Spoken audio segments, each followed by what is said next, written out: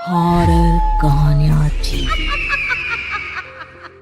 कंचन rudali part 1। माथे पर काले रंग की बिंदी लगाए, काले जोड़े में अपने पल्लू से अपने मुंह को धत्ती फुफकार कर कर रोती चीखती औरतें छाती पीट पीट कर अपना शोक व्यक्त करती एक लाश को घेरे रो रही थी।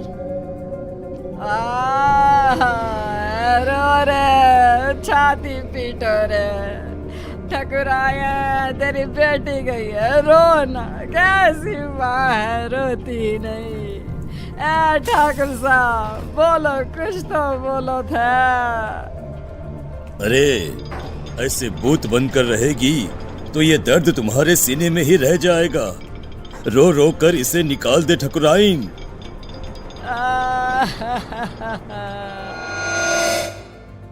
राजस्थान में ये प्रथा सदियों से चली आ रही है। किसी भी राजा या जमींदार के घर किसी की मौत पर रुदाली को शोक मनाने बुलाया जाता था, जो 12 दिनों तक चला करता था। ये किस्सा शुरू होता है राजस्थान के एक गांव बिलासपुर के जमींदार प्रेमनाथ के घर से। ठाकुर साहब के घर किसी चीज की कोई कमी नहीं थी। नौकर चाकर सारी खुशियां, बस था नहीं तो एक बच्चा जो उन्हें पिता कहे।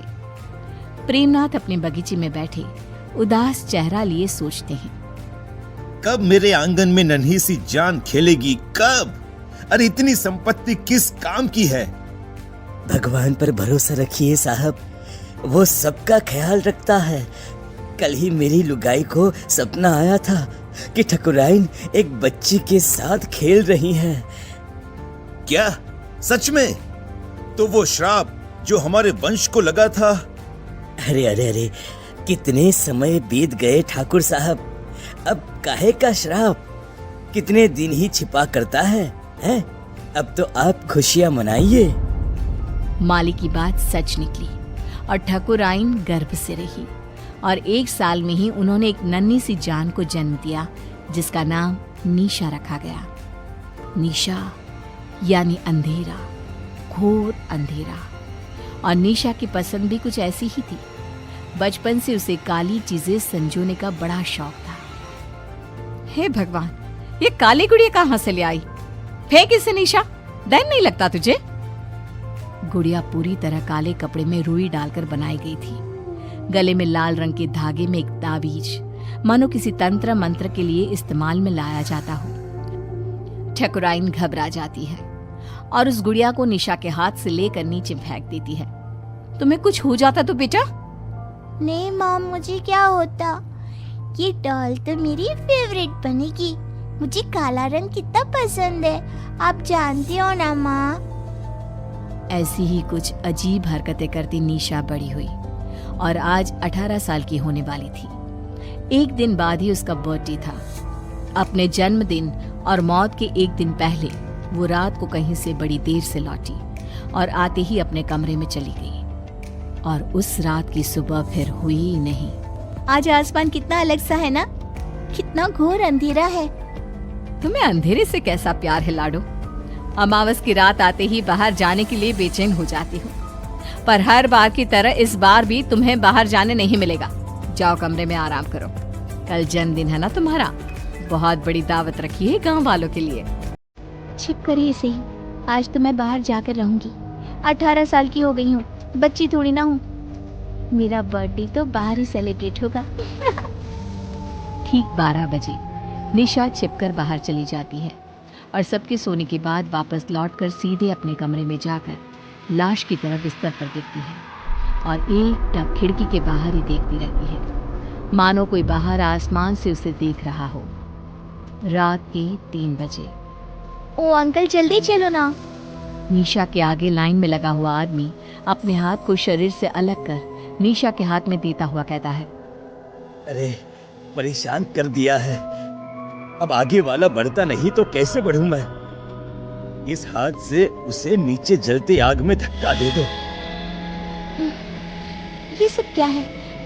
गुनु काका, आप तो पौधों को पानी देते हो ना, आप यहाँ, और हम सब कहाँ जा रहे हैं? और आपके हाथ कैसे कटे?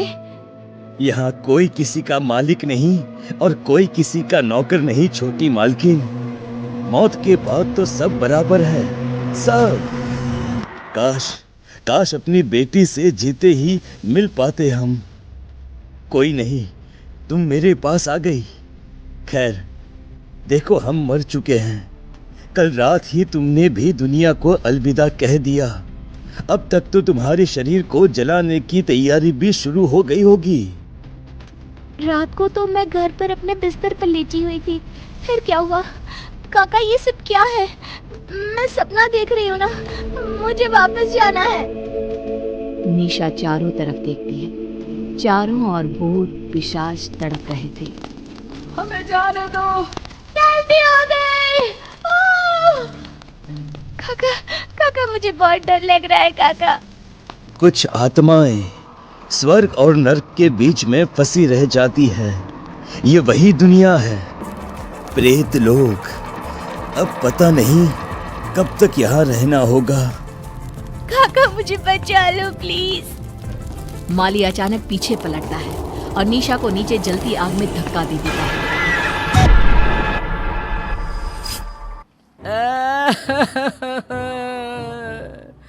अरे लाश के अंगूठे में धागा तो बांधो। सबके इंतजार में तुम लोगों ने शाम कर दी। अरे अब रात को लाश को जलाया भी नहीं जाता। पास बैठी एक औरत निशा की लाश के पास जाती है और अंगूठे में धागा बांधने के लिए एक रेशम का धागा तोड़ती ही है कि लाश हवा में उड़ जाती है। सभी लोग इधर उधर भागने लगते हैं। चारों तरफ अफरा तफरी मच जाती है। ऐसा तो तभी होता है जब लोग से कोई आत्मा वापस आ जाती है। छोटी मालकिन के साथ कोई साया था। इसका शरीर जला दो वरना यह सबको खा जाएगी। न जाने क्या लेकर लौटी है। कंचन रुदाली निशा की लाश को पकड़कर उसके सीने में एक पत्थर रखकर उसके कान में कुछ बोलती है। क्रियाकर्म की कोई रस्म किए बिना ही सभी निशा की लाश को जला देते हैं। चली गई मेरी बिटिया। अब तो मेरी गुड़िया मेरे पास ही रहेगी। आखिर क्यों प्रेमनाथ के मालिक ने प्रेत लोक से निशा को बचाया? उस अमावस की रात क्या हुआ था? कंचन ने कैसे उसे अपने बस में किया? जानने के लिए देखिए कंचन रुदाली पार्ट 2।